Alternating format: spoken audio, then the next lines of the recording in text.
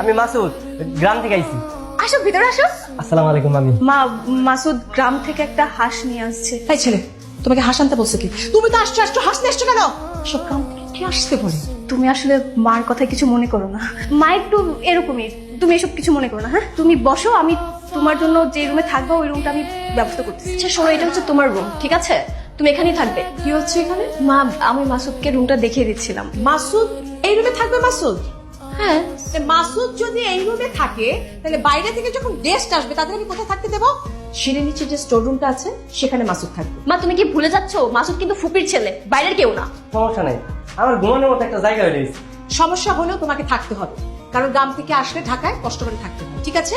তুমি বুঝতে পারছো বাবা যদি একবার এটা জানতে পারে কত রাগ করবে? তুমি ভুলে যেও না, বাড়িটা কিন্তু তোমার বাবার না, আমার। তুমি মার কথায় কিছু মনে করো না। স্টোর রুমের যে রুমটা আছে না, ওটা আমার একটু দেখাই দাও। অনেক ক্লান্ত তো, শরীরটা খুব খারাপ লাগতেছে। ঠিক আছে, চলো। আসসালামু আলাইকুম। ওয়ালাইকুম আসসালাম। বসো বসো। এই ওকে দে। এই, তুমি চেয়ারে বসছো কেন? এই চেয়ারে বসবো না, এটা আপনার চেয়ার। আচ্ছা আমি ওই চেয়ারে বসতেছি। তুমি কোনো চেয়ারে বসবা না, তুমি ডাইনিং টেবিলে বসছো কেন? ও কি ডিনার করবে না নাকি? আমি ডাইনিং টেবিলে সবার জন্য খাবার দিতে পারবো না। তাহলে ও কোথায় বসবে? মামা কোনো সমস্যা নাই। আচ্ছা আমি নিচেই বসেছি, তাছাড়া এই চেয়ার টেবিলে বসে আমার কোনো খাওয়ার অভ্যাস নাই। গ্রামে তো আমি নিচেই বসি। আহা, কোথাও যেও না, চুপ করে এখানে বসো। এই, তুমি নিচে বসো তো। খাবার দিয়ে গেল, তোমরা সবাই মিলে খাও, ঠিক আছে? তুমি এখনো ঘুমাওনি? না, ওই গ্রাম থেকে তোমার লাগে একটা জিনিস নিয়ে এসেছি। কি নিয়ে আসছো? এইটা আনছি তোমার লাগে। অনেক সুন্দর তো। বইয়ের পাতার মাঝখানে এরকম করে রাখা দিবা, বুঝছো? তাইলে এগুলো বাচ্চা দিব। এগুলো তো মরা, এগুলো কি করে বাচ্চা দিবে? তুমি বইয়ের পাতার মাঝখানে রাখবা, দেখবা একটা ডাবল হয়ে যাবে। ঠিক আছে, আমি তাহলে বইয়ের মধ্যে রাখলাম। রাত তো অনেক হয়ে গেল। আচ্ছা ঠিক আছে, তাহলে যাই। ঠিক আছে, গুড নাইট।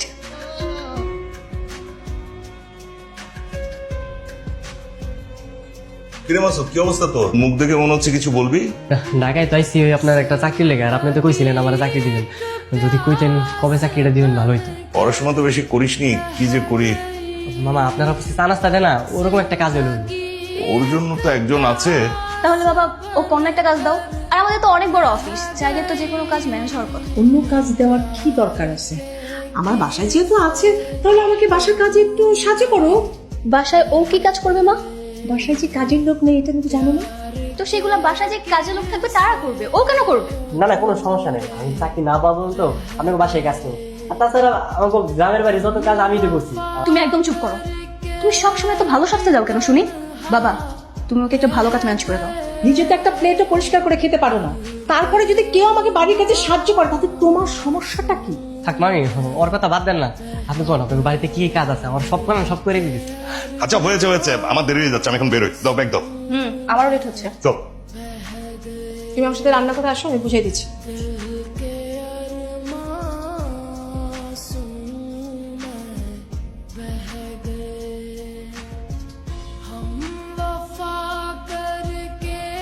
আর লুকিয়ে লুকিয়ে দেখতে হবে না, সামনে আসো। লুকিয়ে লুকিয়ে কি দেখছিলে শুনি? তোমার একটা কথা কইতেছিলাম। বলো, কি বলতে চাও? আসলে আমি না একটু মারে কল দিতাম, কিন্তু আমার কাছে তো ফোন নাই। তোমার ফোনটা যদি একটু দিতা। হ্যাঁ শিওর, ঠিক আছে, তাহলে তুমি আমার সাথে ছাদে চলো, ওইখানে যে না হয় কথা বলো। আচ্ছা ঠিক আছে। আমি ভালো আছি মা, জানো আমার তো চাকরি হয়ে গেছে। কইছিলাম না তো চাকরি হইব। মা তোমার শরীর কেমন আছে? আর শরীরে বাজান বুঝলাম না কিছু, রাইত হইলে খালি জ্বরায়। তুমি ফুপিকে মিথ্যে কেন বললে? তোমার তো কোনো চাকরি হয়নি। না কইলে না, মা অনেক চিন্তা করতো। এমনিতে মা অনেক অসুস্থ, চাকরিটা হয়ে গেলে বেতন টেতন যখন পাবো তখন মায়ের নিয়ে ঢাকায় একটা ভালো ডাক্তার দেখো, আর ঢাকায় একটা বাসা ভাড়া নিয়ে মায়ের নিয়ে থাকবে। তারপর বিয়ে করবে, তাই না? দূর, কি কও তুমি? কি লজ্জা পেয়েছো? হ্যাঁ, খুব লজ্জা।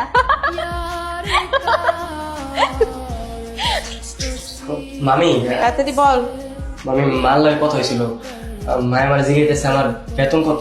বলবি যে থাকা খাওয়া বাদে 5,000 টাকা তোর বেতন। আচ্ছা ঠিক আছে। কেন মা?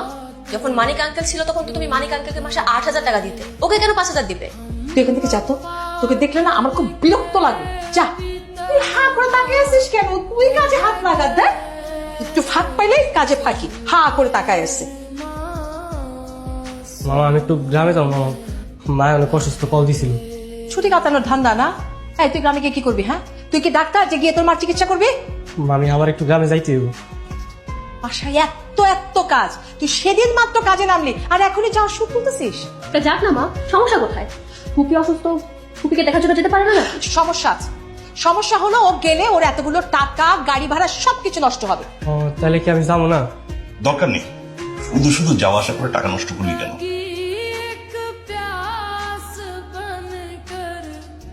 হ্যালো, মাসুদ আছে? হ্যাঁ আছে। রাতকে মাসুদের মা তো মারা গেছে, ওরা তাড়াতাড়ি গ্রাম ঘরে আসতে বলে। কি? ফুপি মারা গেছে? মা, ফুপি মারা গেছে?